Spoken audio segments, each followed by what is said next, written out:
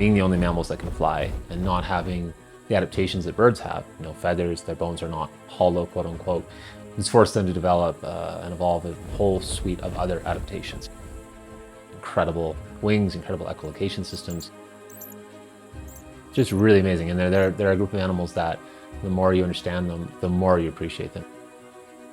And then also the fact that they are relatively understudied, but proportional to so many other groups of animals.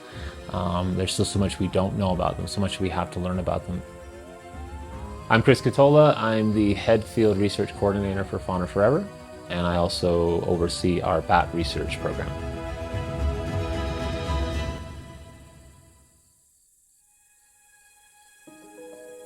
In the lowland, Madredius is approximately 117 potential species.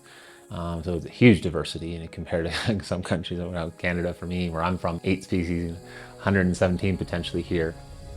Bats are so important.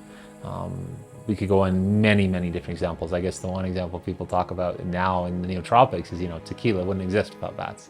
Literally needs them to exist. There are certain flowers specifically evolved for a specific bat to pollinate with its tongue length and its shape and its size to actually pollinate that.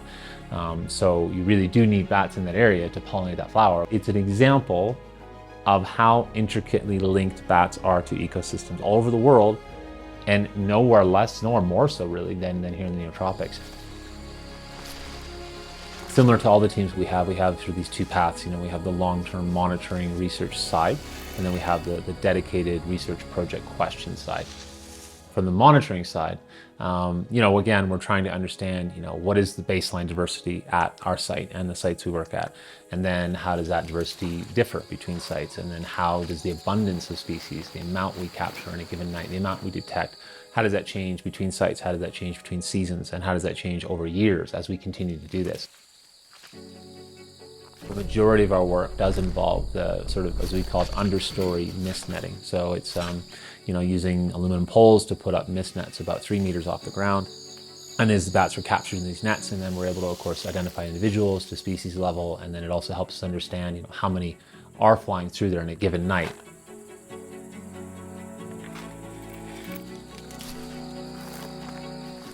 Getting them out of the nets is a challenge.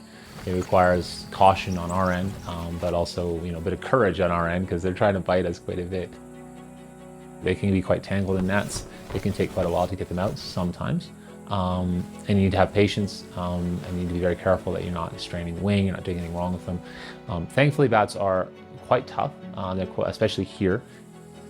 And then once we have them out safely, then it's taking morphological and also reproductive data. You can have a bat in your hand and look at it and say, well, it's one of 5 possible species. And the first thing we look at in most bats, after the obvious superficial overall size and general color, is the teeth. And the teeth are where it gets really complicated. And you're looking at the most subtle things, angles, shapes, sometimes even the singular, which is the shape of how the tooth indexes into the gum line and the jawbone, is enough to separate species sometimes.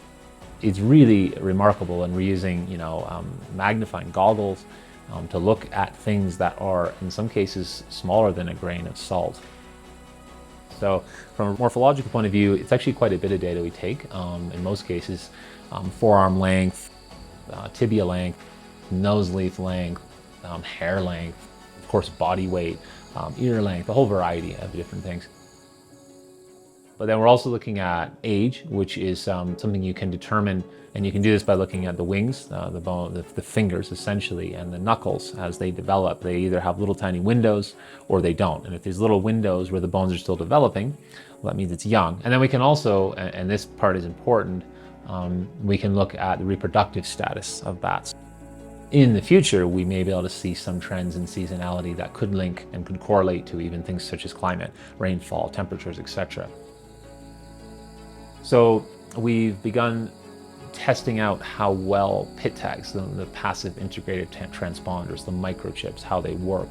And they're placed in the back between the shoulder blades, which is an area that's really pretty harmless. PIT tagging, again, is something that's relatively new with bats, but the preliminary results are very promising, and I think it'll yield really cool results in the future. When it comes to working with bats, I mean, the very first thing is anybody working with them, arguably anywhere in the world, but I would say definitely in the tropics, really has to be aware of, first of all, needing your rabies vaccination.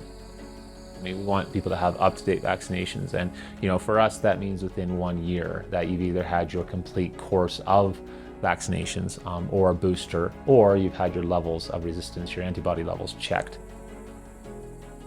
When it comes to sort of other things that people can prepare for, learning about the families is really useful. Species level, you can learn when you hear about the subfamily, and family level is really good. It's still really useful to have some idea of what it's like to be able to handle a bat.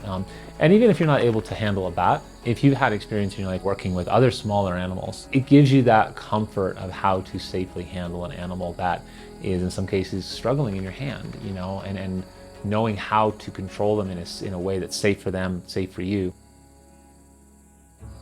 In terms of what people would gain working with us in the bat team, yeah, I mean, the first thing that comes to mind for me, without a doubt, is that skill of handling and extracting bats. If you can extract bats here, you can extract bats anywhere in the world because they're very difficult.